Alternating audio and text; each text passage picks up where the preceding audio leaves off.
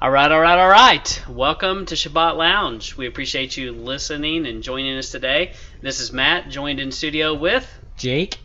And we appreciate you coming along for the ride with us today. And as always, we appreciate any comments, likes, subscribes. We appreciate all of those who have gone in and done those things and given us 5-star reviews and iTunes, but we're in other places like Podbean and Spotify and YouTube, and we have a website called Shabbat Lounge. You can find us all over the place, and a Twitter account and a Facebook account. All over the socials and the interwebs. And just new, a TikTok. Ooh. So I'm venturing into that. But anyway, we appreciate you stopping by. And stay tuned for more. Well, I need to tell you about Chaco Canyon.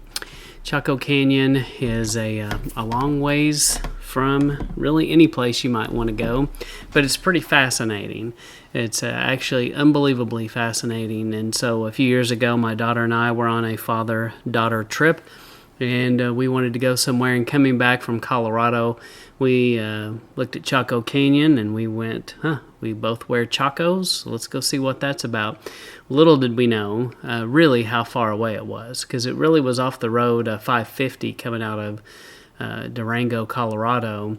But it is like an hour, almost 2 hours from over 2 hours from Albuquerque. It says 2 hours and 56 minutes, and it is about an hour and a half plus from Gallup, New Mexico. So if you're on 40, kind of in that area, you can get to it fairly simple, as you can see on the maps that I have here. But yes, you got to really want to go there. So once you, when you get in the area, it's just vast open wilderness. Lots of nothing. There are cows out there. In fact, we looked at the cows and we're like, what do those cows eat? It was pretty amazing, the lack of brush for them to eat. Very little out there.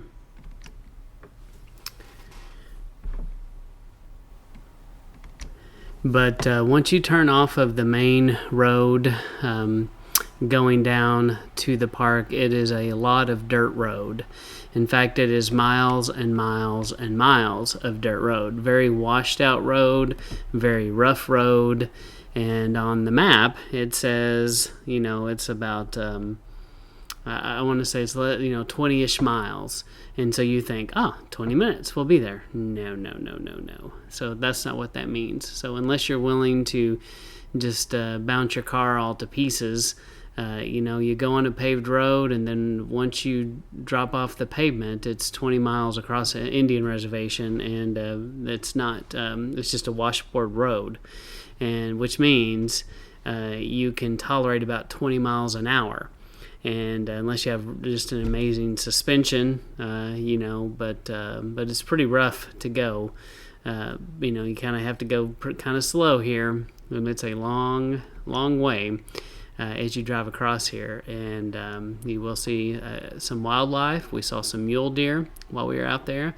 Kind of surprised to see that right off as we got into the park. And as you get into the park, you get back up on a really nice smooth road, and you're like, oh wow, this is nice. And so when we went there, about the time we pulled in, the park ranger is pulling out, and so I was able to catch him, and I had a few questions because I had never been there, didn't know, and I basically was like, what would you say to someone that had just a few minutes to spend here? Well, what would you look at? And he told us kind of the things to focus on.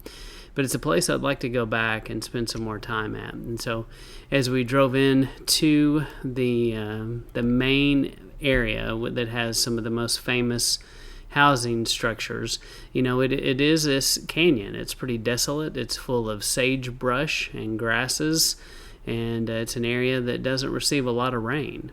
And so it did once support a tremendous amount of life.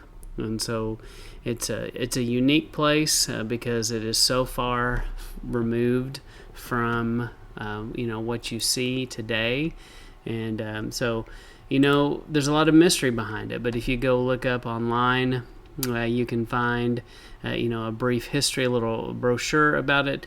And so they think the first people there were about 900 BC, the first evidence of human occupation. That's the best that they can do as far as dating. And but they believe that people had been there long before 900 BC. And then 200 AD, they begin to build these little pit houses, which were subterranean homes, which are very efficient. Stay a little cooler that way. And so that by the 700s, there seems to be small house sites. And then 1850 to 1150, it's reserved as a major place in Puebloan culture. So there's buildings there, very distinct architecture, people studying astronomy, people doing artwork. It was a hub of ceremony and trade in the Four Corners area, but it was long before there were four corners there. And it's interesting in its proximity to Mesa Verde. And if you've never been to Mesa Verde, this place is south of there. And, there's a lot of mystery between both of these cultures and why they disappear so suddenly. And one of the theories that I have, being a believer, is it could be connected to the flood, the Great Flood. Maybe they were there when the flood hit, and that made them, no more. I don't know. But they definitely kind of leave suddenly, and all kinds of theories. But most people believe these two communities between Mesa Verde and Chaco Canyon probably communicated with smoke signals and different things that they did. But anyway, back by 1150 to 1250, people stopped constructing the great house sites and began migrating to other locations. So there is a time when they just start disappearing. By the 1600s, what archaeologists recognize as a Navajo settlement patterns begin to appear in the canyon. They find evidence of Navajo occupation in the larger region is already established. Some oral histories place the Navajo or dying people in Chaco Canyon much earlier. In the 1680s, there's a Pueblo revolt. The Spanish are in the area, and then things are definitely different after the Spanish. In 1774, they call it Chaca, and by the Spanish. And then there's just a long history. By the 1800s, they are hitting it pretty heavily. 1877, William Henry Jackson surveyed it, and there was a stairway of cliffs. He took photos, and then by 1906 they decided that we've got to protect this site. And so in 1907, Chaco Canyon National Monument is established by Teddy Roosevelt, and it becomes part of the National Park System in 1916. So it's a pretty early adopter of the park system.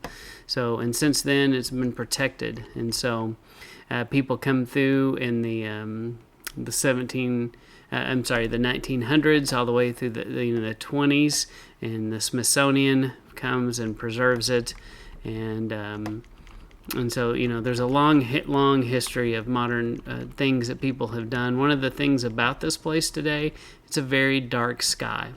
In fact, it's one of the darkest skies that you can go to, and so I've been to two of the darkest night skies in the United States, and one of those is Big Bend, and the other is Chaco Canyon.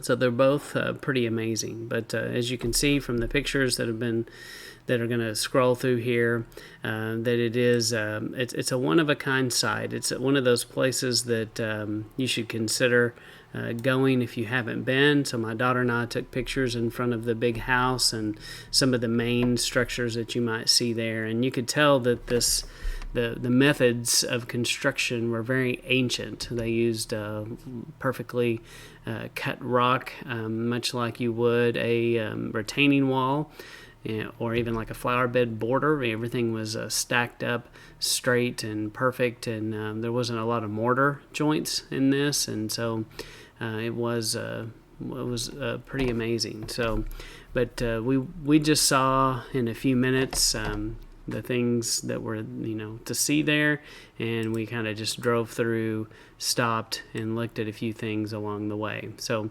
some of the rooms are real tiny. They had real tiny doorways, as you can see in some of the videos, and kind of a series of doorways that weren't not always in a straight line, but definitely they were either shorter people or they just like to squat, because my daughter and I aren't super tall, but either that or their windows. But they also had corn grinding things that were visible there, and then they had this tabletop mesa, and on the tabletop mesa was a sacred place, and they went up there, and going out that evening, it was absolutely incredible sunset. We saw a rainbow as we headed out down the path down the dirt road back home, and the windmills and just wide open prairie. And so if you've never been out west and driven on the wide open prairie, and if never seen these wide open expanses and spaces, I highly recommend that you do that. Do that with your family.